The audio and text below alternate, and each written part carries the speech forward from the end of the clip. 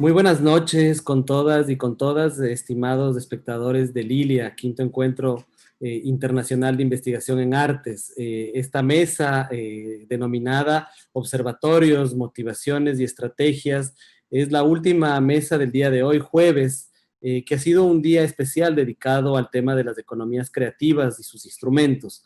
Hemos disfrutado de una larga programación, estamos actualmente con más de 6 horas y media de transmisión en continuo el día jueves, lo cual demuestra mucho el esfuerzo que le hemos puesto para llegar a ustedes con esta quinta edición de Lilia en su formato digital, debido a la situación que todos atravesamos y todos conocemos. En esta ocasión, la idea es plantear una discusión abierta al respecto de uno de los nuevos proyectos de la Universidad de las Artes. El ILIA acoge desde hace algunas semanas el Observatorio de Políticas y Economía de la Cultura. Este es un proyecto que nace como parte del proyecto universitario de la Universidad de las Artes, pero que ha sido apoyado por instituciones internacionales como la Organización de Estados Americanos, la OEI, para la cultura, la educación y las ciencias, y es un nuevo proyecto que estamos desarrollando, ¿no? En su proceso de implementación, nosotros hemos querido el día de hoy convocar a 3 especialistas de América Latina en el ámbito de las políticas públicas y la economía de la cultura. Y la idea de hoy día es reflexionar un poco al respecto del tema de los observatorios, ¿no? ¿Cuál es el rol que juegan hoy en día en la formulación, en el análisis y en evaluación de las políticas públicas? ¿Cómo podemos hoy en día, en medio de esta circunstancia tan particular, contar con los observatorios como instrumentos para la reformulación de estrategias, tanto públicas como privadas, y también un poco repasar cómo ha sido la historia de los observatorios o de los centros de investigación aplicados a las políticas culturales en las recientes décadas de nuestro continente? Para ello, yo cuento con invitados de lujo, ¿sí? Son 3 invitados a quienes he podido conocer hace poco tiempo en distintas experiencias que he tenido últimamente en los últimos meses, y pensé que era muy importante poder contar con ellos para ayudarnos a dibujar este nuevo proyecto de Lilia. Quiero comenzar con leyéndoles un poco la biografía de nuestros invitados. Tenemos una invitada de Chile, la economista Sofía Lobos, que es especialista en economía creativa y en políticas públicas, con una maestría en gestión de las artes y políticos culturales por la Universidad de Manchester. Sofía nos acompaña desde Santiago de Chile, y en el diálogo que tendremos con ella será muy importante abordar aquellas temáticas vinculadas mucho sobre la práctica de los observatorios de los centros de investigación sobre las políticas públicas aplicadas. Tengo también a Marisa Reyes de la Ciudad de México, una economista con especialización en historia económica por la UNAM, con una maestría en estudios latinoamericanos y un posgrado internacional en gestión y política de la cultura. Marisa es una catedrática universitaria con mucho bagaje en el ámbito de la economía de la cultura y nos acompañará más adelante. Quiero comenzar este diálogo invitando a nuestro tercer invitado, el profesor George Giudice, que es profesor titular de Estudios Latinoamericanos y del Departamento de Lenguas y Cultura Modernas de la Universidad de Miami. George Giudice es director del Centro de Estudios Latinoamericanos y del Caribe de la Universidad de Nueva York, y tiene un doctorado en lenguas y literaturas románicas en Princeton University. Su especialización en investigación en los usos económicos y sociales de la cultura, desde la renovación urbana de las ciudades creativas a la reducción de la delincuencia y a la violencia mediante programas culturales. George, buenas noches. ¿Me escuchas? Buenas noches, bienvenido. Buenas noches y muchas gracias por la invitación. Es un placer estar de vuelta en Guayaquil, si bien de manera virtual. Bueno, con respecto al tema, mi experiencia, perdón, tengo que compartir la pantalla. Así se me olvida. Bueno, mi experiencia con respecto a los observatorios de cultura en América Latina es más de investigador que interventor directo en su creación. Tengo experiencia con la creación de un observatorio de industrias culturales y creativas y de comunicación en Miami, pero el objetivo de este panel es distinto, así que no hago más referencia a eso. Mi experiencia en América Latina, por alguna razón, no, ahí está. Mi experiencia en América Latina con este tema está muy vinculado a la generación de un sistema de indicadores culturales para América Central y en el acompañamiento para la creación del sistema cultural, de información cultural del Ministerio de Cultura y Juventud en Costa Rica. En realidad, acompañando a los esfuerzos de mi compañera Sylvie Durán, que es ahora la ministra de Cultura.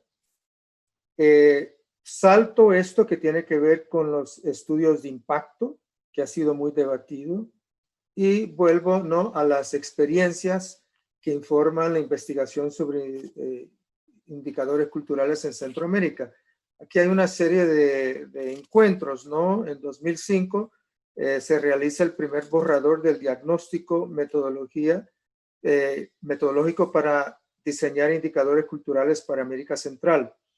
Y todavía se debatía acerca de la inmadurez de los indicadores. Se hace referencia a varios encuentros internacionales en los que se trabaja la sistematización de los indicadores culturales, y en el diagnóstico para Centroamérica se definen los indicadores culturales de la siguiente manera: como herramientas de transparencia y rendición de cuentas a la ciudadanía, es decir, como instrumentos de comunicación de cuánto se gasta, en qué y con qué resultados. Dado que las políticas públicas compiten por recursos, es necesario mostrar qué se hace con estos recursos y qué impacto tiene en la sociedad. Esta información es indispensable para evaluar a las instituciones e incidir en la toma de decisiones sobre el uso de los recursos públicos.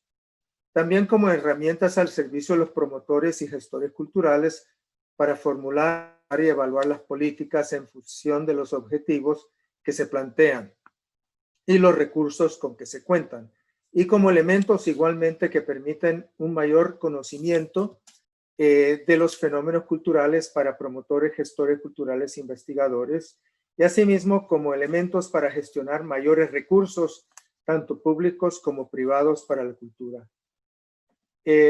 Entonces, ¿qué elementos se usan, ¿no?, en estos estudios? Los registros, que consisten en la contabilidad de transacciones de bienes y servicios realizadas por distintos sectores de la economía.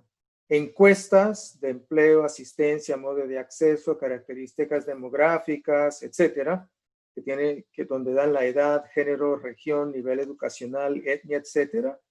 La cartografía cultural, que da cuenta de actores en el sector, instituciones, emprendimientos, todo de manera georreferenciada. Los índices, los índices, creo que se me salté algo, el indicador, una medida de un aspecto del índice, que una variable cuantitativa o cualitativa que puede ser medida o descrita, y que cuando se observa periódicamente demuestra tendencias.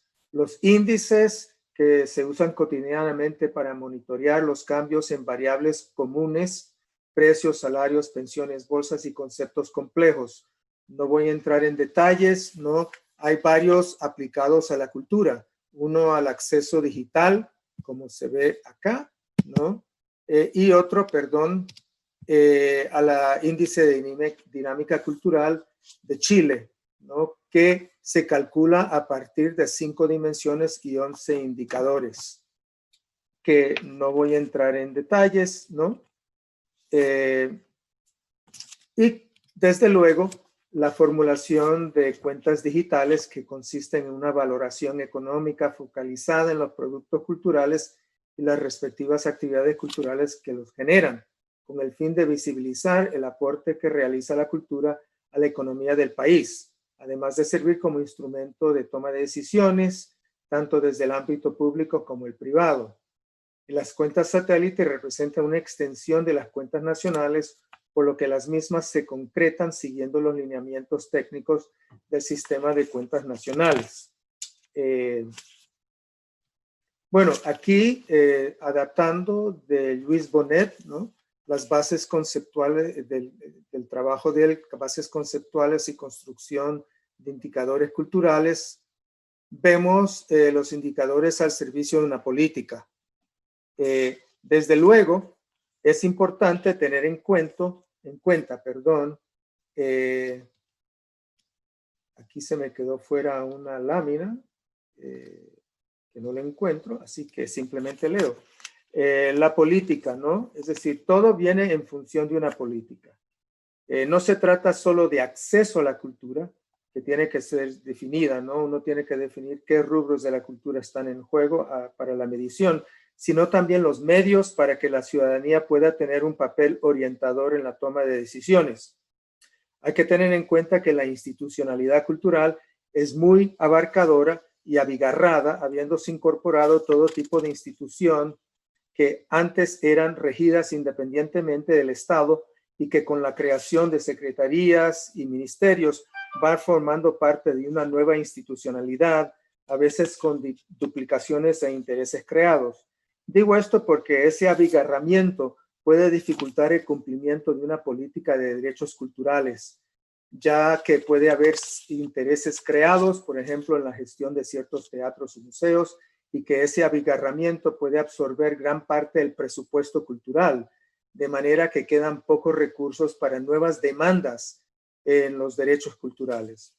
El caso que vemos acá, o que la voluntad política aquí acerca de una política sería, en el caso de Costa Rica, la ley y la política es de derechos culturales, ¿no? Y tenemos registros y encuestas que nos arrojan los datos y de ahí se van formulando indicadores, como ven en medio, que pasan por modelos, bueno, primero que tienen en cuenta unos variables de consumo, sociología del público, producción cultural, gasto público, etcétera, que son interpretados según modelos interpretativos, ¿no? Y luego que se ponen al servicio de los objetivos, que puede ser la creatividad, la diversidad cultural, libertad expresiva, democratización, revaloración del patrimonio, etcétera, y que esos objetivos sirven para elaborar las estrategias y modificar en la posibilidad esa realidad cultural. Lo que se mide son el desempeño, los riesgos y opciones de éxito, la satisfacción, el impacto, el entorno y las cualidades de nuestro objeto. Y ahora, un poco para finalizar esta parte de la pregunta,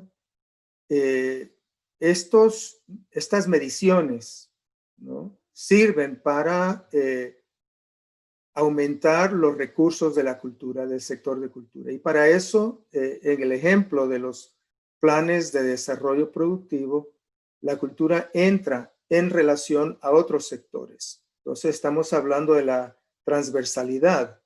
Y ahí no solo se mide la cultura en relación a los gastos, a los eventos, etcétera, sino que también se mide la relación entre cultura y educación, es decir, qué parte del sector cultural, digamos, artes escénicas, etcétera, contribuyen a educación y qué parte de educación puede arrojar recursos para eso. Entonces vemos que en el caso de Costa Rica se hizo un plan de desarrollo cultural generando un índice de sectores impulsores de la economía, ¿no? Y esta definición de esos sectores impulsores parte de la premisa de que un país, a la hora de medir los sectores de mayor arrastre, podrá orientar los recursos hacia aquellas actividades impulsores o de mayor preponderancia. Y sobre todo, impulsores, como ven en la mitad de la lámina, del nuevo modelo productivo del país. Es decir, que se viene viendo a raíz de una serie de sectores que son estos, ¿no?, los que se consideran los sectores impulsores en el caso de Costa Rica, que entran en un plan para una nueva matriz productiva del país. Debo decir que en parte esto está motivado porque en los años 80 el sector de biólogos y medioambientalistas generaron un cambio y una nueva matriz productiva para Costa Rica. Entonces, vemos aquí que la economía creativa entra dentro de este plan de desarrollo y justamente ese plan entonces nutre la estrategia Costa Rica Creativa y Cultural 2030, ¿no? Que es instrumento que tiene el objetivo de impulsar el desarrollo económico, social y cultural del país. Y la estrategia se orienta en apoyar el impulso de iniciativas e industrias culturales y creativas integradas en 4 segmentos poblacionales: artes escénicas, danza, música, teatro, audiovisual, cine documental, animación digital, videojuego, nuevos formatos, visual, artes visuales, etc. No voy a tomar más tiempo para entrar en cuestión de la gobernanza de la estrategia, que tiene en consideración el Ministerio, ¿no?, de Innovación y Tecnología y de otros sectores, ¿no? Y que la estrategia también tiene como estas áreas de intervención. Esto se podría comentar después. Lo que sí se puede decir es que la pandemia, ¿no?, y quizás esto ya dé para otra pregunta, la pandemia en cierto sentido pone en tela de juicio muchos de los planes que se han hecho, porque todavía no es previsible cómo es que ciertos rubros de cultura van a poder formar parte de un nuevo plan de desarrollo productivo, ¿no? Y dejo aquí esta parte por ahora. Muchas gracias, George, por esta muy buena introducción. Creo que en tu intervención hemos podido encontrar uno de los aspectos más importantes de esta discusión, que es plantear cuáles son los objetivos y las motivaciones de un observatorio. Tú has planteado que está en el deseo de generar transparencia, en el estudio, en el análisis y en la investigación, ¿no? Estos son como unos grandes ejes que motivan la existencia y la implementación de este tipo de dispositivos, en este caso en una universidad, ¿no? Y has planteado, por otro lado, uno de los aspectos más importantes, que es la técnica o las herramientas que un observatorio debería tener y que está planteado en esta capacidad técnica que se debe tener de alguna manera para generar información, generar índices, cartografías. Tú has mencionado una serie de herramientas. Me parece muy interesante y esto me lleva justamente a preguntar a Marisa, Marisa, nuestra invitada de México, Marisa Sánchez, profesora de varias universidades en México, la Universidad Autónoma de la Ciudad de México actualmente, entiendo, Marisa, y me lleva a preguntarte y hacer la relación, tú que has tenido una vasta experiencia en el seguimiento de este tipo de dispositivos, muchos de ellos en universidades. Me gustaría preguntarte un poco si nos puedes contar al respecto de algunas experiencias o de la historia en América Latina o más específica en México de este tipo de instituciones como los observatorios. Claro que sí, Pablo. Hola, ¿qué tal? Buenas noches ya acá en México. Sofía, George, me da mucho gusto estar acá con ustedes. Es un honor aquí. Admiro mucho el trabajo de George y de Sofía.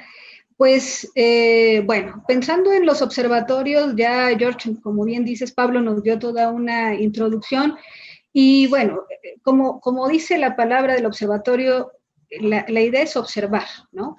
Observar una serie de realidades, es decir, en este caso, realidades de tipo cultural. Entonces, creo que también depende desde dónde se plantee una iniciativa de este tipo, de un observatorio o de un centro de investigación, que aunque no se llame observatorio, al final están observando realidades y están implementando metodologías y están sacando información muy valiosa. Entonces, pensar en este recorrido histórico que nos dice Pablo es un tanto complicado en el cortito tiempo que tenemos, pero me gustaría puntear algunas de las iniciativas varias, ¿no? En términos de, en torno a la investigación, al debate de las políticas culturales y específicamente también de la economía y la cultura.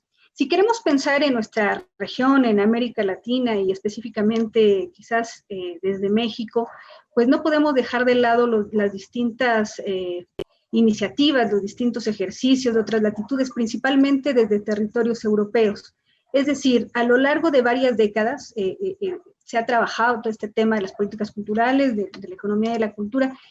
Pareciera que la economía de la cultura es algo relativamente reciente, pero ya tiene su larga data, tiene algunas décadas en las que se inició toda esta observación del ámbito cultural desde las herramientas, en dado caso, de la economía. A mí me gustaría enunciar algunas, por ejemplo, esta de los economistas William Baumol y Bowen, que es una de las primeras, en el año de 1966.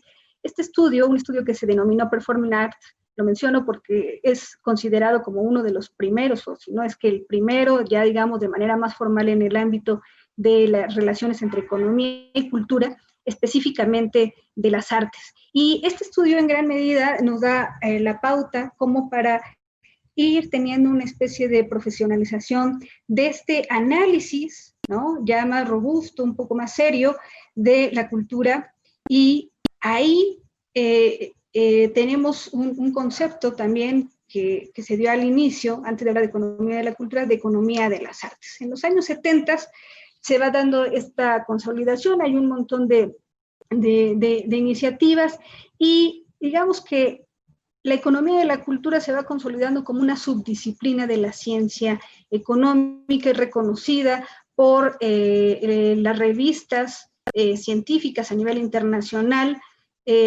como una de las áreas de estudio desde la economía, y que por supuesto arropa también otras miradas desde otros ámbitos de análisis.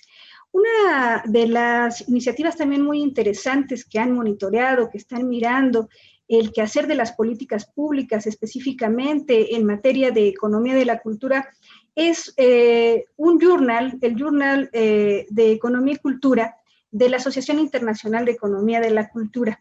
Este journal es de los primeros y es a nivel internacional uno de los más reconocidos.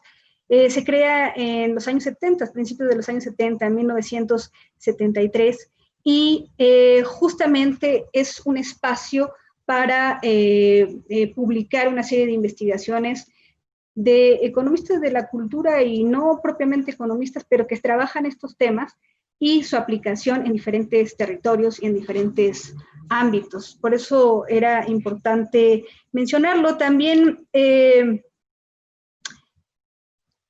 esta Asociación Internacional de Economía y Cultura, déjenme decirles que tiene un congreso, ¿no? Que ahora estamos un encuentro internacional donde acuden una serie de profesionales, muchos de ellos economistas, que estudian el tema de indicadores culturales, trabajan temas sobre turismo, sobre patrimonio, economía aplicada a la cultura, en fin, un sinfín de tópicos que están en el entramado de la economía y la cultura. Y ese es un espacio que hay que echar ojo porque nos sirve como de pulso para saber qué se está estudiando, desde dónde, desde qué, con qué metodologías. Es muy, muy importante.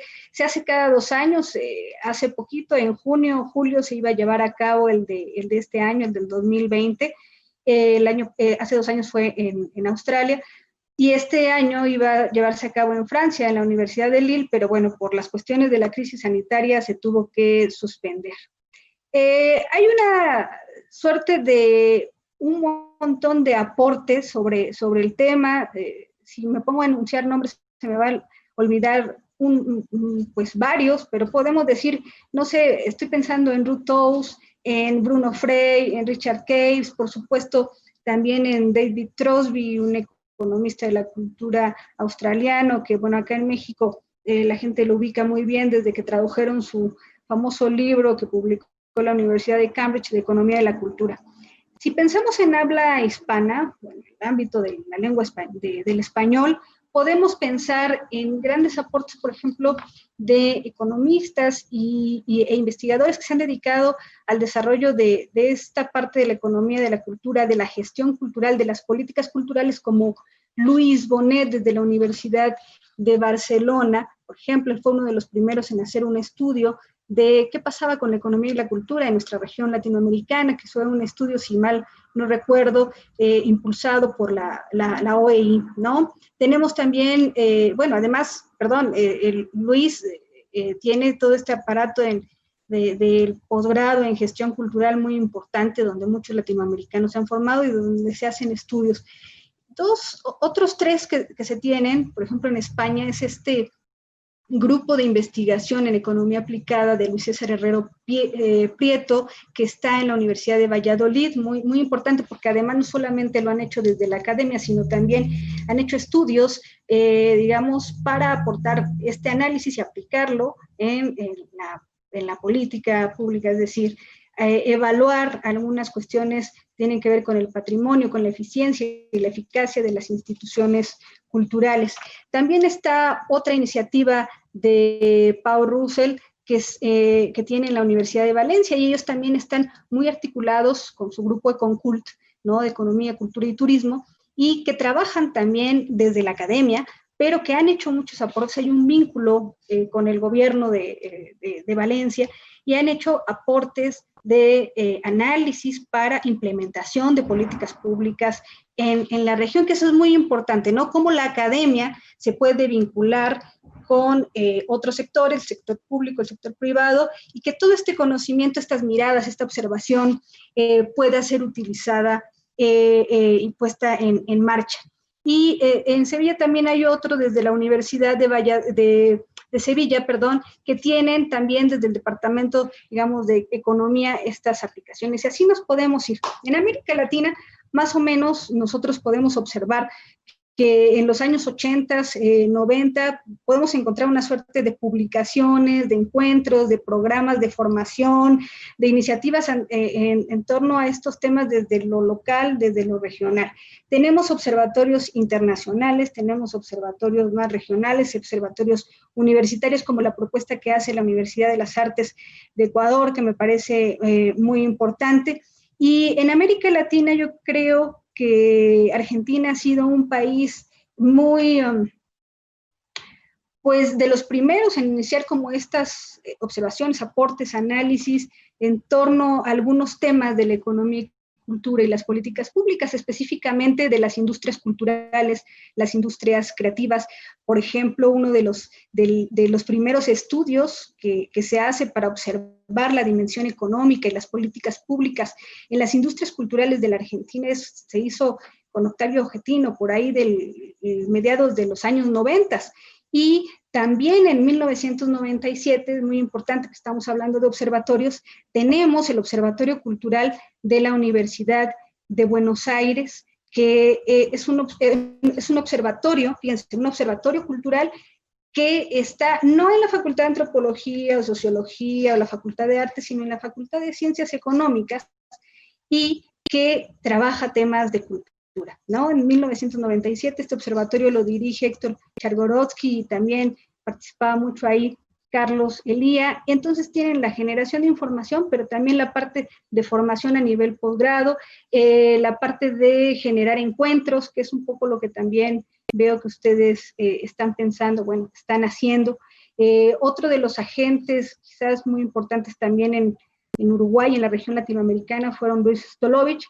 No sé cómo voy de tiempo, Pablo, ahí me dices porque yo me voy perdiendo. Y pienso que también hay que pensar en un aporte desde América Latina, que sería el convenio Andrés Bello. Se hicieron una serie de estudios de cómo aportaba la cultura a la parte económica, estudios de Colombia, Chile, Perú, Venezuela, Bolivia, y eso es un importante aporte que se hace a América Latina también para observar estas dinámicas y con la idea de después implementarlo en política pública, que parece que ahí no cuajó. Así nos podemos ir con muchas cosas. Hay una serie de conceptos de industrias creativas en los años 90, organismos internacionales como el Banco Interamericano de Desarrollo, que en el 2013 hablan de la economía naranja, observatorios de industrias creativas, de gestión cultural, en fin. Y pues en México también tenemos una suerte digamos, de aportes muy interesantes desde la academia, algunos observatorios culturales, de políticas culturales, con mejores o no tan buenos resultados, pero que ahí están trabajando y que podemos decir, señalo dos puntos para cerrar, que sería, bueno, el sistema de información cultural, que ha sido un precedente también para otros sistemas de información como Argentina, un punto en el tema de cómo la parte de economía y cultura se mete en las políticas públicas en materia de cultura, ese sería el año 2004 con el estudio de Ernesto Piedras de cuánto vale la cultura, que es el primer estudio en México que mide el aporte o el impacto de la cultura, no de toda la cultura, de cierta parte de la cultura, al Producto Interno Bruto de la economía mexicana. Y a partir de ahí, de 2004 a 2014 tenemos una serie de iniciativas bien interesantes, empiezan a salir por doquier, brotando, y digamos que de ahí me iría desde la academia, aunque ellos no se ven como académicos, el GRECU, el Grupo de Reflexión de Economía y Cultura de la UAM Xochimilco en 2010, que en realidad lo ven más desde el periodismo, pero también hay gente que es de la academia, el Foro de Economía y Cultura, que me ha tocado estar ahí al frente en 2011, y que es de los pocos espacios, si no es que el único, que trabaja desde la academia. Casi todo lo demás, y ahorita, si hay tiempo, lo platicamos, se ha hecho sobre todo, en el caso de México, en estas iniciativas, desde los gobiernos locales y el gobierno federal.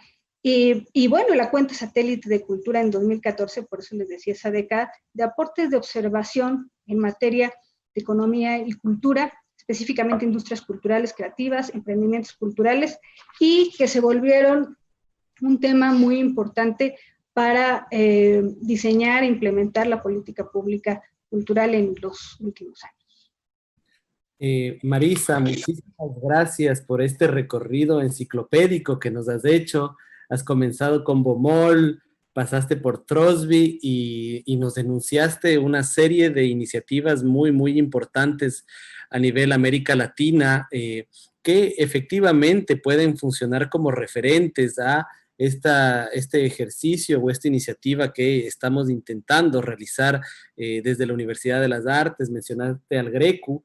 Nosotros justamente en la Universidad de las Artes tenemos mucho contacto con su presidenta, Atsiri Molina, está en nuestra red de investigación en artes, la red LIA, y creo que justamente una de las ideas más importantes desde el Instituto ILIA, que tiene una vocación latinoamericanista, es justamente nutrirse de esta experiencia y de este trabajo en red. Creo que ahí es importante en este sentido conocer sobre lo hecho para poder aprovechar de lo bueno y quizás aprender de los errores que también se pudieron existir en el pasado. Sin embargo, y como tú lo mencionaste en un inicio, ¿no? El principal rol de un observatorio, y la redundancia justamente está en observar, ¿no? Y esto me permite pasar a nuestra tercera invitada, Sofía Lobos, que nos acompaña desde Santiago de Chile. Buenas noches, Sofía. Buenas noches. Sofía, como yo les decía, está también ahora en la universidad, ¿verdad? Pero el background de Sofía es amplio y su experticia está en el sector público, en una experiencia muy importante que te propongo la abordemos en un segundo momento. Sin embargo, para esta primera intervención, voy a conectar con lo que mencionaba Marisa, ¿no? Un observatorio está para observar. Y ahora estamos viviendo momentos bastante particulares. Desde hace algunos meses estamos confinados o semiconfinados, depende del lugar en donde habitemos, de la ola de la pandemia. Yo he visto con mucho interés tu participación en diversos foros, en donde estamos hablando sobre las economías creativas en estas nuevas circunstancias. Yo quisiera preguntarte en este sentido, si es que un observatorio tiene por rol observar, ¿en dónde tú creerías que deben encontrarse o enfocarse hoy en día estos objetos de observación? Bueno, primero que nada, me gustaría agradecer la invitación a participar de este panel y poder compartir con Marisa y George. Y por supuesto felicitar a Lilia, en especial a ti, Pablo, por entregarnos la riqueza de tener una conversación centrada en un ámbito que es tan importante como la vinculación entre la academia a través de los observatorios y la cultura, el desarrollo cultural. En esta oportunidad voy a compartirles algunas reflexiones que emergen desde los distintos roles que me ha tocado cumplir en el sector público y algunas acciones que he tenido el orgullo de liderar durante mi carrera. Sin duda, el paso como investigadora de cuenta satélite de cultura, allá por el año 2008, luego como secretaria ejecutiva del Comité Interministerial de Fomento a la Economía Creativa, donde estuve 4 años, los últimos casi 4 años, y la organización de distintas delegaciones a mercados intersectoriales sudamericanos, como el MICA de Argentina, el MICSUR, que es a nivel sudamericano, el MIC Brasil, que fue el 2018, el MIC UI en Uruguay, y el propio CHEC, Chile Economía Creativa, generaron múltiples aprendizajes, pero por sobre todo yo creo que es muy importante también los cuestionamientos, las preguntas, que considero que es muy importante ponerlas a disposición para continuar retroalimentando lo que es el ejercicio de la política pública. Y al final yo creo que es la principal motivación por la que estoy invitada a participar en este panel. Me gustaría partir la conversación haciendo énfasis en el hecho que la actual crisis que estamos viviendo ha aumentado la necesidad de debatir y buscar respuestas a diversas brechas que han sido identificadas por expertos, por una parte, con trabajos de mesa a nivel público y privado, las cuales debilitan el ecosistema creativo en su conjunto. Mencionaré el concepto de brechas, dado que me parece que la pandemia ha acelerado también no solo en la estructura de las iniciativas artísticas, culturales y creativas, sino que ha profundizado dilemas en distintas aristas. Por nombrar solo algunas, voy a focalizarme en 3. La primera tiene que ver con la configuración de los modelos de gestión de las iniciativas o emprendimientos en contextos de creciente importancia de las plataformas digitales como medio de difusión, exhibición y comercialización. En los últimos años hemos visto una creciente importancia de la participación de las plataformas como Spotify o Netflix en la facturación global de las respectivas industrias, alcanzando, por ejemplo, al año 2018, en el caso de la música, un 54% de la facturación global en las ventas digitales y un 36% en el caso del audiovisual. Ahora, el punto de la digitalización es especialmente relevante en aquellas expresiones más experienciales, como son, por ejemplo, las artes vivas. En Chile, yo me imagino que es el caso también de sus países, hemos visto diversas obras de teatro o de artes performáticas a través de Zoom, las cuales, si bien han generado una gran audiencia, también a su vez tienen el dilema que pierden la riqueza de estar en vivo. Pero bueno, uno se pregunta qué es lo que va a suceder en un contexto donde estamos confinados y la experiencia performática es algo que nos genera placer y también un vínculo. Un segundo tema que me gustaría mencionar, que creo que es muy relevante, tiene que ver con el dilema entre gratuidad en el acceso y monetización de la experiencia como fuente de trabajo.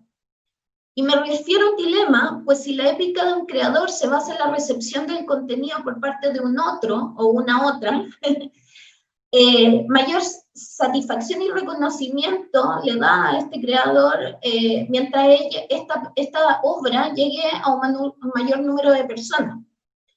El punto está, y ese es un dilema profundo, es que al final los creadores tienen que vivir, en el fondo pagar las cuentas de la luz, del agua, etcétera, y muchas veces estas experiencias gratuitas a través de la web entran en desmedro de la valorización de la obra. Y el tercer punto que me gustaría tocar, que eventualmente yo creo que lo vamos a mencionar con mayor profundidad, tiene que ver con los impactos que tiene el arte, la cultura y la creatividad en el desarrollo. Y cómo hacer estos impactos visibles ante los tomadores de decisión, principalmente porque creo que también se ha comentado en otros paneles, cultura por lo general, o sea, el gasto público en cultura es uno de los principales afectados en contextos de crisis, el primero en que se va en recorte y bueno, eso genera un gran desafío a su vez. Bueno, dada la experiencia en la Secretaría de Economía Creativa, me gustaría centrar el análisis en dos temas que me parecen que son el talón de Aquiles de las políticas culturales y de fomento productivo asociadas a la economía creativa, y que me parece que la academia tiene un rol bastante preponderante, que es, por una parte, la sostenibilidad y luego el conocimiento. La pregunta de fondo, cuando se trata de ambos ejes, tiene que ver principalmente con definir la institucionalidad que está encargada de promover el desarrollo del sector. Pues si hay algo neurálgico en la discusión, tiene que ver con el hecho que muchas veces la vocación intrínseca de las manifestaciones artísticas y culturales, es decir, sueltos, está asociada a la transmisión de contenido simbólico identitario, el cual merecería ciertas consideraciones al momento de delinear medidas de política de carácter productivo.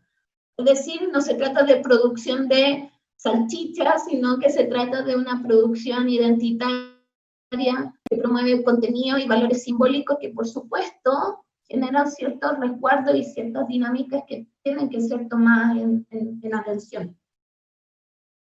Respecto a la sostenibilidad, creo que es muy relevante identificar modelos que faciliten la sostenibilidad del sector creativo, en particular debido a su permanente fragilidad económica y también por la necesidad de dignificar el trabajo de los distintos actores involucrados en la cadena de valor del sector.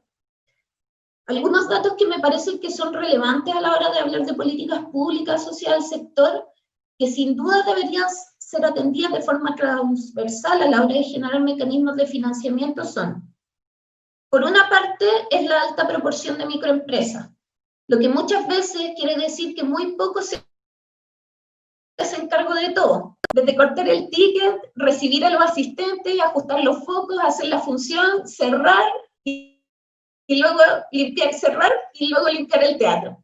Por otra parte está la alta informalidad. Al menos en Chile, 1 de cada 4 profesionales que se desempeñan en el sector artístico y cultural no emite boletas ni tiene contrato. Es decir, trabaja en negro. Esta situación tiene profundas consecuencias, tanto a nivel del sector público como del trabajador. Por una parte, no se recaudan ingresos fiscales ni se tienen datos fidedignos de la relevancia económica de la actividad. Pero por otra, desde la perspectiva del trabajador se ve imposibilitado de acceder a instrumentos de financiamiento, tanto bancarios, por ejemplo a través de créditos hipotecarios o de consumo, como de las agencias de promoción estatales, por ejemplo en Chile la Corfo, la Corporación de Fomento Productivo o ProChile. El tercer punto que me gustaría comentar es el pluriempleo. Dadas las características anteriores, son muy pocos los trabajadores de las artes, la cultura y la creatividad que tengan un solo empleo. Por lo general, hacen clase, no solo en una, sino que en varias instituciones, colaboran en emprendimientos cruzados y además ensayan y se presentan y nuevamente cierran el teatro.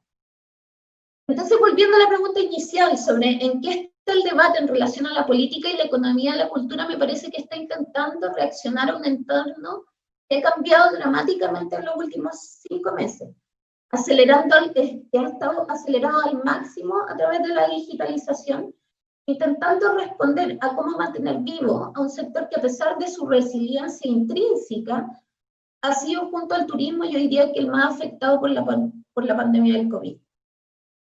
Eso. Sofía, muchas gracias por tu diagnóstico. Cuando te escuchaba, son obvias las coincidencias sobre las cuales se asienta la realidad de los sectores culturales de nuestros países, ¿no? Tú has hablado de pluriempleo, de la fragilidad y vulnerabilidad en el ingreso, y a veces el no reconocimiento al trabajador de la cultura en ciertos ámbitos, ¿no? Hoy mismo nosotros como Observatorio de Políticas y Economía de la Cultura estamos lanzando los resultados de la encuesta que hicimos al inicio del confinamiento en Ecuador, y los resultados que tú mencionas se asemejan mucho a lo que nosotros hemos identificado, y de hecho invito a todo el público que nos está viendo a revisar la publicación que aparecerá en los comentarios en el Facebook, en las redes sociales. Cuando tú me estás contando todos estos desafíos que tiene actualmente el sector cultural, y yo te invito a recordar un poco tu rol como cuando hacías política pública, cuando estuviste en esta secretaría, que yo me la imagino como sentándote en la mesa a coordinar con distintos sectores e intentando ganar espacio para los sectores creativos. Si tú tendrías que retornar a esa función, ¿tú en qué piensas que un observatorio o un dispositivo universitario de investigación podría favorecer a la función o a la labor de valorizar los sectores culturales? Bueno, me gustaría partir la respuesta haciendo el link con lo anterior, pues el conocimiento creo que se trata del segundo talón de Aquiles que comentaban para el fomento productivo y para pensar en un desarrollo sostenible. Por una parte, si bien hay pocas investigaciones, existe un alto volumen, un volumen bastante relevante de datos, los que me parece que no están pasando por el flujo de análisis para la toma de decisiones. Algunos ejemplos simples donde apostaría que la respuesta es más o menos nula o casi blanca es, por ejemplo, para las instituciones gubernamentales asociadas a fomento productivo. ¿Tienen mapeados los proyectos que postularon a sus respectivos instrumentos? ¿De qué sector son? Para el sector privado. Y aquí me gustaría hacer un énfasis particular del secretario ejecutivo del audiovisual en Chile. Si eres una productora y no eres privado, ¿qué eres? Volviendo a la pregunta, cuando tienes caracterizadas a tus audiencias, ¿cuántas de las personas tienen caracterizadas a sus audiencias? ¿Cómo se distribuyen sus fuentes de financiamiento? ¿Cuáles son las principales fuentes de gasto? O por el lado de la academia, dado que muchas veces la discusión se centra en la contribución al PIB, la cual, seamos realistas, tiene diversas limitaciones que son desde metodológicas, conceptuales, que las podemos discutir si es que alguien quiere abrir ese portal, aunque sin duda es muy importante para visibilizar la relevancia que tiene el sector artístico y cultural. ¿Cuál es el impacto del sector en otras dimensiones que están más asociadas al desarrollo humano y por las cuales, por lo general, yo diría que la mayor parte de los creadores y los artistas se sienten como interpelados para desarrollar sus obras? Entonces me gustaría volver al punto respecto al dueño de la pelota, o quién se hace cargo de un sector que es tan sofisticado en su producción y complejo en sus dimensiones. La única respuesta que me hace sentido son las asociadas a generar mecanismos de coordinación entre actores. Y aquí me gustaría hacer el link con lo que fue mencionado en el panel del MICSUR, por ejemplo, para el caso de Colombia con el Comité Naranja, o en Chile mismo a través del Plan Nacional de Fomento a la Economía Creativa. Desde esa dimensión, asociada al fortalecimiento del ecosistema creativo, creo que la academia tiene un rol fundamental en facilitar los cruces y tejer redes. Desde una perspectiva informada, retroalimentar la política pública y el ejercicio privado. Algunos ejemplos que considero abiertos y que la verdad es que más que dar como una visión clara, creo que son las preguntas que continuamente me hago en los múltiples proyectos que llevo a cabo. El principal para mí es la generación de una narrativa. Existe un millón de tensiones asociadas a las denominaciones, por ejemplo, de industria creativa. Tiene una carga simbólica que es muy potente. El emprendimiento, las iniciativas. Creo que es muy relevante generar épicas que nos reúnan, resguardando nuestras diversidades, principalmente para lograr apalancar recursos, generar coproducciones, generar eto, un globo que nos represente como sector artístico y cultural relevante para la sociedad en su conjunto. También, bueno, lo comentaba Marisa, creo que la generación de evidencia ad hoc a la realidad sudamericana es un imperativo. Existe diversa literatura asociada al desarrollo de la industria creativa en Europa, Reino Unido, Estados Unidos, pero muy poco basado en nuestra realidad desde perspectiva de industria. Y eso tiene profundas consecuencias al momento de emprender, tanto políticas como iniciativas o emprendimientos, pues nadie asegura que los modelos sean replicables, especialmente cuando el componente cultural y simbólico es tan relevante. También está el punto de la transdisciplinariedad e interdisciplinariedad, cómo se hace carne, cuáles son las tensiones, quién toma el liderazgo. Por otra parte están las políticas basadas en la evidencia, que es fundamental para responder al desafío de sofisticar nuestras matrices productivas. O sea, una de las líneas argumentativas en torno a potenciar el sector artístico y cultural tiene el ancla en el agotamiento del modelo exportador basado en exportación de recursos, el modelo extractivo basado en recursos naturales. Entonces, ¿cómo apuntalamos a modelos de desarrollo inclusivo basados en el talento de los ciudadanos?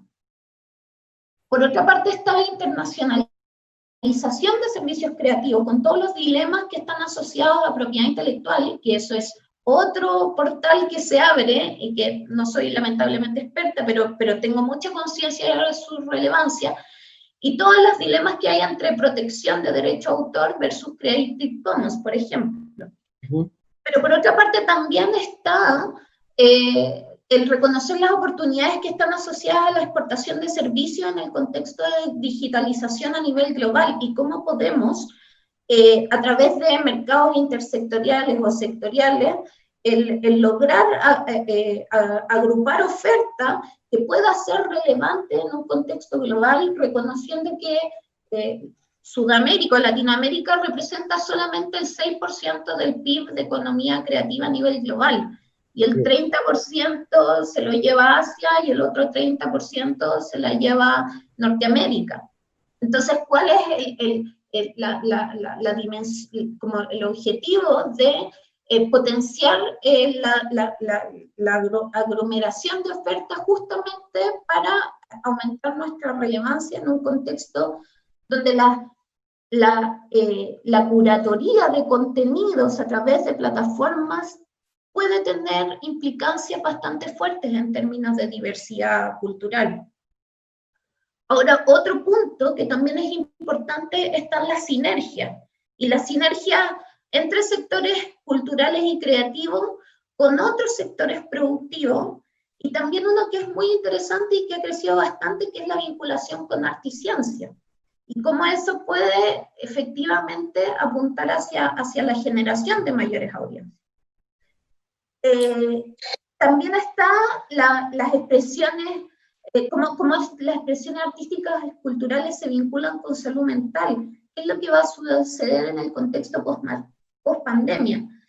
Y bueno, yo creo que para finalizar, creo que todos estos puntos, o más bien mis preguntas, reflejan la multidimensionalidad para abordar el sector, pensándolo desde el centro, como lo decía María María García en el panel anterior, que es poner a la cultura en el centro del desarrollo humano, más que ponerlo como un satélite dentro del desarrollo de nuestros países. Muy interesante, Sofía, realmente con todos los temas que tú has abordado, se podría plantear una agenda tan completa de investigación, tantas necesidades, tópicos, vamos así a decirlo, sobre los cuales un observatorio podría focalizar su atención, ¿no? Ese es uno de los desafíos, ¿no? Primero con recursos limitados que hoy en día se cuentan, lamentablemente, estamos viendo un modelo de crisis a nivel global y más aún a nivel sudamericano. Quiero recordar que el contexto en el cual se realiza este encuentro es un contexto bastante difícil, ¿no? Recortes de presupuesto universitario, nuevas exigencias para los investigadores y los docentes, con lo cual todo lo que se podría hacer nos queda aún más de empinado, más de encuesta para hacerlo, pero sin embargo, la reflexión es muy acertada, ¿no? Cómo con estos desafíos de investigación podemos incidir realmente en la política pública y cómo insertarnos, abrir las paredes quizás del claustro universitario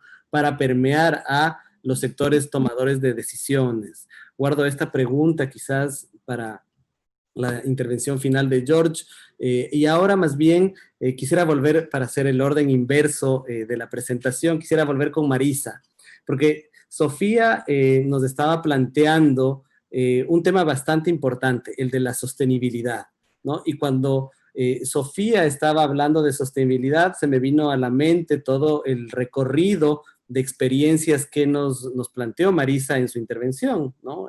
Y hemos visto sucesivas experiencias, unas que duran más, otras que duran menos, ¿no? Sabemos también que las universidades en sí son ecosistemas cambiantes, ¿no? Cambian de dirección a veces, y muchas veces esto perjudica la sostenibilidad de algunas instancias, ¿no? Y yo quisiera quizás preguntarte un poco al respecto, si tú nos pudieras dar una reflexión de, en la experiencia y aprovechando este conocimiento tan vasto de las experiencias a nivel latinoamericano que tienes, ¿cuáles son aquellos elementos que permiten establecer estructuras organizacionales más sólidas y que se sostengan en el tiempo?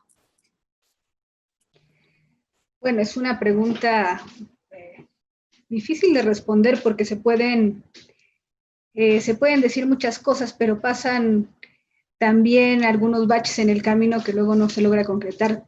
Yo empezaría diciendo, más bien, que a mí me parece que esta iniciativa del Observatorio de Políticas Culturales y Economía de la Cultura que tienen ustedes en Ecuador, específicamente en Guayaquil, desde una universidad pública, es aplaudible. Y más en el contexto que estamos en estos momentos, ya hacía reflexión Sofía, es importante. A ver, hay una oportunidad en los observatorios culturales de las universidades, que es que nos podemos detener quizás más en incluso trabajar temas conceptuales que a lo mejor desde la política pública lo tienen que hacer más rápido, también por las dinámicas que tienen de los cambios de gobierno. Si nosotros de una u otra forma en la academia podemos tener también a mediano y a largo plazo un proyecto, ¿no? Quizás tenemos que hacer más cabildeos, llega un rector, rectora nueva, un coordinador nuevo, en fin, hay cambios de algunos equipos estratégicos, pero el grupo de académicos se puede mantener en el mediano y el largo plazo, y eso hay que aprovechar. Entonces, por un lado, creo que es un buen momento para afianzar la parte de los recursos humanos, de los perfiles, quiénes van a ser estas personas, investigadores e investigadoras que van a formar parte del observatorio, desde dónde va a ser la mirada, cómo va a ser la mirada. Yo me quedo con algo que decía Sofía, y viendo la presentación que hicieron en junio del observatorio, se decía también esto, pensar desde nuestro idioma y desde nuestros lugares, Creo que esa es una de las cosas bien importantes. Cuando yo hacía el recorrido, les hablaba de que hay un montón de iniciativas que se han dado en otras latitudes. En este espacio, de repente, de reflexión, de economía y cultura a nivel internacional, se hace sobre todo desde trabajos europeos, desde este tipo de iniciativas de latitudes que no son propiamente las narrativas o las problemáticas o las oportunidades latinoamericanas. Entonces, necesitamos hacer este contrapeso latinoamericano porque nuestras características también son de otras regiones, y dentro de nuestra propia dinámica como Latinoamérica, pues también tenemos nuestras especificidades. Así que yo lo veo como una muy buena oportunidad. Por un lado, creo que tenemos que ver ahorita la respuesta inmediata. Ahorita todo el mundo está pensando qué viene, pero también la respuesta a largo plazo. Y algo que mencionaba Sofía era la parte de los trabajadores culturales. Ese es un tema que me parece que pocas veces se toca desde plataformas que no son tan universitarias, por todo lo que conlleva con el tema de la desigualdad y la de la precarización. Así que me parece que esto que se está viviendo en el sector cultural, que no es nuevo, ya lo dijo Sofía, el tema del pluriempleo, hay una serie de trabajos desde varias instancias, desde observatorios que hablan que hay una característica, ¿no? Donde hay más de 2 empleos por persona y que no necesariamente están relacionados con el ámbito cultural, ¿no? Para poder subsistir y dedicarte a lo que te gusta, que es la parte de la cultura. Una cosa muy bizarra que se da. Es decir, esta desigualdad que tenemos en nuestros países, esta desigualdad en este sector de la cultura, no es de ahora, lo sabemos, pero se ha agudizado. Se ha agudizado desde marzo, febrero, en algunos países donde de muchas formas todo se paró. Todo se paró, tenemos un consumo de cultura sin precedentes, también tenemos un aumento de la alfabetización digital a fuerza, pero también tenemos una suerte de desigualdades de acceso a esta digitalización, ¿no? Por ejemplo, en la Ciudad de México vemos que a pesar de ser una gran ciudad y una de las grandes ciudades, no solo del país, la más grande, sino de la región latinoamericana, hay una suerte de desigualdades tremendas, desde quien puede tener el acceso tecnológico de todo, ¿no? Y el que no tiene ni siquiera, a lo mejor a veces, lo mínimo para llevar el día. Entonces, ese es un tema que creo que se podría pensar ahí. Y también es una oportunidad de observar en lo específico. Por ahí Sofía hacía un poco mención sobre el tema de los conceptos, ¿no? Yo cuando hice el recorrido mencionaba los nombres y ahí podemos ver la historia de los conceptos. Cultura, creatividad, las cargas cuando se habla de cultura, de creatividad, de industria, de empresa, cuál es la diferencia, se usan como sinónimos. En esta parte también de las clasificaciones, ¿qué integra una industria, una empresa? En fin, en las industrias creativas puede estar todo, las artes, pero también el patrimonio, en fin, tendríamos que entonces hacer un replanteamiento del estudio de las industrias culturales, de las industrias creativas, no solo desde las grandes empresas, sino desde la unidad pequeña, que es donde están la mayoría de las iniciativas, los microemprendimientos que ahorita han sido muy cuestionados, esta política del emprendedurismo o el emprendimiento que tanto funciona en estas épocas, de la cual la política pública en materia de cultura, pues en los últimos años la ha tomado como su bandera, una bandera de creación de empleo, de autoempleo, y que quizás no está pasando como quisiéramos. También desagregar el concepto me refería a pensar en análisis ya no como bloque, como la cultura en general, como la industria creativa, sino pensar que dentro de toda esa maraña, más bien dentro de ese paquete de la industria cultural creativa, cultura, como lo queramos decir, hay ferias que se han quedado, fiestas patronales que no están sucediendo, gente que no está teniendo empleo, museos que están cerrando, que cada quien tiene una lógica distinta, que no es lo mismo el modelo de los museos en México que el modelo de los museos en Estados Unidos por el tipo de financiamiento. En fin, que también en esta parte de las industrias culturales, sobre todo las creativas, están, por ejemplo, subsectores como el de los videojuegos, que cuando hacemos estudios y hablamos de cifras y de aporte al PIB, son las que la tecnología, los videojuegos nos apuntalan la cifra, y que de repente las artes, que es el caso de la Universidad de las Artes, es lo más chiquito y no se ve, y es difícil de digitalizar, y es difícil de hablar de una industria creativa digital. Entonces, ¿por qué si son tan diferentes estos subsectores? Habrá que pensar entonces en estudiarlas de manera específica, pensarlas con fórmulas distintas, acordes a esto.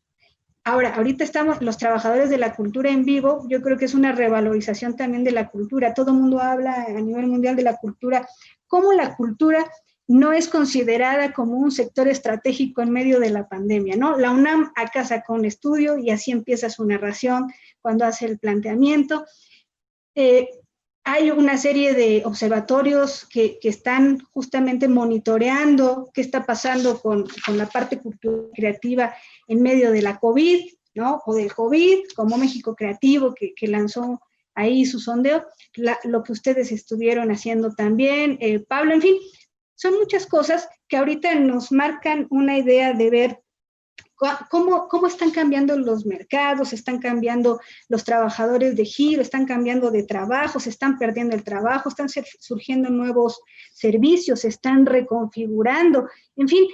Por ahí creo que un observatorio nuevo como el de ustedes podría apostar. Tenemos la posibilidad de revisar conceptos, pero también ver esta parte que es transversal al desarrollo y al crecimiento, que son la explotación de los derechos de autor y todo lo que en la parte digital ahorita se está moviendo acá en México, están en esas discusiones. Y también apostar a esto que creo que ustedes lo tienen previsto, los estudios regionales. Es decir, no solo ya quedarnos en nuestro espacio como universidad, sino realmente más allá del convenio, del papel, hacer una sinergia de encuentros y de buscar metodologías para poder hacer estudios comparativos, pero sobre todo, más allá de la academia, mirar cómo eso lo llevamos a la praxis.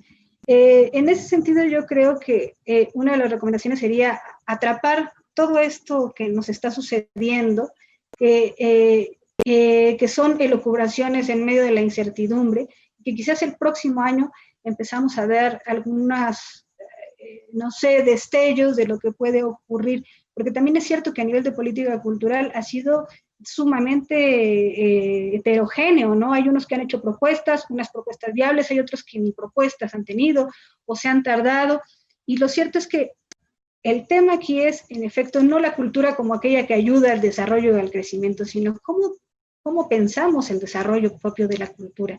Y eso es sumamente importante. Y ahí las universidades juegan un papel importantísimo. Por eso creo, y les felicito por ello, y pues a seguir en esta ruta, Pablo.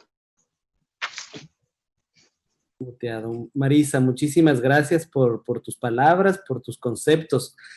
Además de la extensa agenda de investigación, de nuevo, que planteas a través de todas las problemáticas que has denunciado, me quedo con dos elementos fundamentales. El tema de los conceptos y las categorías, creo que es importantísimo reflexionar sobre ello, porque no podemos quedarnos con las categorías que importamos de otras realidades y desde otras teorías que seguramente tienen su connotación en una realidad, pero que al llegar a nuestros países muchas veces no corresponden a la realidad o a lo que debemos estudiar. Y segundo, la metodología, ¿no? Y tal como ahora que voy a volver a George Giudice, hablábamos de toda esta historia sobre los indicadores, sobre el tema de las cuentas satélites y todo eso. Lo cuantitativo ciertamente ha sido muy importante en los últimos años, pero yo quiero rescatar tu postura y estoy totalmente de acuerdo. Lo cualitativo debe tener un espacio muy, muy importante. Voy a despedirme de Marisa solo leyendo el comentario que tenemos de la participante de la mesa anterior, María García Holly. Marisa está haciendo un trabajo paradigmático en México para abrir la conversación y el conocimiento de la economía cultural y creativa. Gracias, Marisa. Voy a continuar y voy a tener, el tiempo nos queda corto, voy a tener que terminar con la intervención de George Giudice final, porque después de haber hablado todo tan vastamente de temas de investigación, de posibilidades de observatorio, qué podemos hacer, cómo lo podemos hacer. Creo que hay una pregunta que queda rondando por ahí y es cómo incidir, ¿no? O sea, cómo a la final este espacio que es universitario, que es un espacio de pensamiento, de herramientas para la generación de información y de análisis, puede definitivamente insertarse en un ciclo de formulación de política pública, que es un tema que ha estado rondando también esta conversación. Así que, George, quisiera darte la palabra para tu intervención final y aprovecho una pregunta también que tengo ahí de Máximo Jacobi de Argentina, nuestro colega Máximo. ¿Qué piensa que pasará con la Agenda 2030 en el nuevo contexto post-COVID?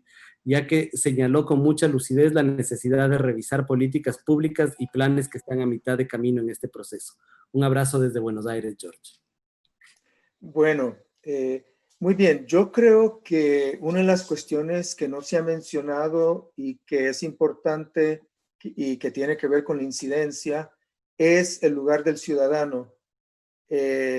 Los estudios, se han hecho estudios de público, pero hacer estudio de público no es lo mismo que tener como un barómetro de qué piensa la ciudadanía en general, la población de un país, acerca de lo que hacen las instituciones y lo que se observa en los observatorios, ¿no? Entonces, no estamos hablando de cuestión de públicos, sino más bien qué es lo que hacen los ciudadanos y qué es lo que los ciudadanos piensan de lo que pasa en cultura. Y por aquí menciono dos anécdotas. Una en Chile, que cuando se dio, creo que eran 15 mil millones de pesos designados y en los debates acerca de ese financiamiento, hubo muchos comentarios de que los artistas son vagos, drogadictos, etc. Es decir, que hay no se ha visto desde el lado de la población en general qué es lo que se piensa. Y eso entonces lleva a una dificultad de que la ciudadanía misma no esté defendiendo al sector de arte y cultura, ¿no? Lo mismo ha pasado en otros lugares donde se designan fondos. Es decir, ¿para qué vamos a poner ese dinero ahí cuando se necesita para mascarillas, para respiradores, para una serie de cosas, ¿no? Entonces, me parece que no ha habido el tipo de aproximación. ¿Por qué? Porque más bien se ha pensado la oferta cultural como algo que se entrega a la ciudadanía y no que se han encontrado maneras de colaborar. Es igual en las universidades, ¿no? En los programas de extensión de las universidades se piensan que se lleva cultura a la ciudadanía y no que se aprende a ver cómo es que los ciudadanos abordan lo que ellos entenderían por lo importante en su vida. Y ahí hay mucho que aprender de la ciudadanía. Se necesita una serie de instrumentos distintos para llegar a eso. Así que estoy aquí, mencioné eso, y en relación a eso también la dificultad que han tenido los artistas como sector. Cuando uno mira lo que están haciendo los países con la crisis económica que ha traído la pandemia, en algunos países se han tratado de pasar reformas fiscales, etcétera, ¿no? Y distintos sectores con el poder que tienen están buscando exenciones. Es decir, yo no quiero que esa reforma fiscal me toque a mí, restauranteros, o que me toque a mí, sector de agroproducción, etcétera, etcétera. Ahí el sector de arte y cultura, que además es muy abigarrado, decir arte y cultura es casi una contradicción, porque hay una gran diversidad que tienen que manejar las instituciones culturales y habría que ver mucho estudio de cómo se relacionan esos sectores. ¿Por qué es que los de música no se han relacionado bien con los de teatro o con los de audiovisual o con los de turismo? Es decir, por turismo cultural, ¿por qué es que no hay un frente, ¿no? Como puede haber en otros sectores? Así que a mí me parece que ahí también hay otra cuestión que investigar. Porque en otros sectores sí hay un peso casi gremial fuerte. En cultura suelen ser, por ejemplo, en Costa Rica, los músicos se organizan y van de frente ante la institucionalidad, ¿no? Para ver cómo logran algo, pero no en la totalidad de los diversos sectores, ¿no? Entonces no hay como un frente amplio para hablar una analogía de la política, un frente amplio, la cultura, ante la institucionalidad. Y un lugar donde podría hacerse eso en este momento, y ya ha habido algunos estudios acerca de esta cuestión, tiene que ver la relación de cultura con salud, por ejemplo. Es decir, volviendo al tipo de plan de desarrollo productivo que se venía proponiendo en Costa Rica, ¿no? Y que no solo opera con indicadores cuantitativos, sino que también está basado en gran parte también en cualitativos, ¿no? Por cuestiones de bienestar y no necesariamente de la cuestión económica, ¿no? Como fue la cuestión también del medio ambiente en Costa Rica. No fue principalmente económico, sino que lograron convencer a distintos sectores, inclusive sectores económicos, de que una transformación sería benéfica. Entonces, ahí yo veo que el sector de arte y cultura, si es que se puede hablar de un sector, ¿no? Tiene esas capacidades de trabajar conjuntamente con otros y buscar aliados, ¿no?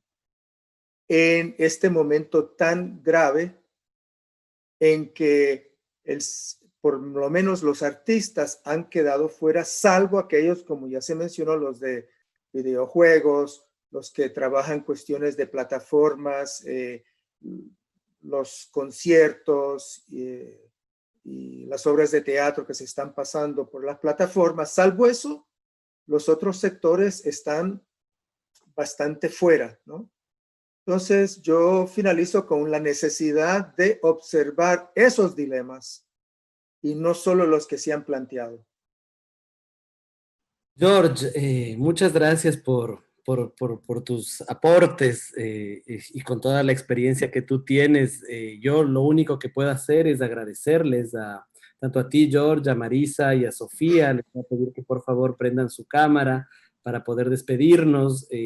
Ciertamente se quedan muchos temas pendientes y yo sobre todo lo que quisiera es pensar en que esta conversación es un inicio de varias otras que podremos tener con el objetivo de seguir construyendo este observatorio, que finalmente es un observatorio que se instala en un instituto con vocación latinoamericana, ¿no? Y en ese sentido, la excusa de tenerlos a ustedes desde Costa Rica, México y Chile era plantear el espíritu que nosotros le hemos querido dar a este proyecto de Universidad de las Artes con visión latinoamericana. Yo me quiero despedir, creo que de hecho estamos por cerca de las 8 horas de transmisión y lo que sucede es que muchas veces justamente las limitaciones de las plataformas de transmisión nos cortan a las 8 horas diarias de transmisión. Así que voy a tener que despedirme de ustedes agradeciéndoles mucho. Quiero hacer 2 anuncios. Quiero recordar a todas las personas que nos están viendo que tenemos una exposición de la antología del grabado guayaquileño en la nueva galería de la plataforma del Centro de Producción e Innovación Manzana 14, que está a su disposición. La dirección debe estar por salir en los comentarios. Esta es una exposición antológica, 73 artistas guayaquileños rindiendo homenaje a la ciudad en su fiesta de bicentenario y con un interesante experimento de venta y trueque de obras de arte. Justamente al hablar de economía, estos son los tipos de experimentos o de opciones para generar nuevas economías locales que queremos implementar desde este Centro de Producción e Innovación. Y el último anuncio, y con mucho orgullo, hoy día, después de esta programación, no se acabe Lilia, nuestros estudiantes han decidido proponer un after Ilia, así que después de esta programación de 8 horas que es maratónica, nos quedamos con el after Ilia. Les propongo a los que nos están viendo que se cambien a la plataforma, al fanpage del Instituto Latinoamericano de Investigación en Artes. Ahorita estamos en la página de la universidad, nos trasladamos al fanpage de Facebook de Lilia y ahí ya estarán nuestros estudiantes dándonos esta sorpresa de una programación de investigación y unos diálogos after Ilia. Así que ahora mismo nos cambiamos de página, yo les envío, vamos a poner la página también aquí en comentarios y nos vamos a ver qué nos proponen nuestros estudiantes, que son el sentido de hacer esta universidad. Así que muchísimas gracias, Sofía, Marisa y George, hasta una próxima ocasión. Adiós.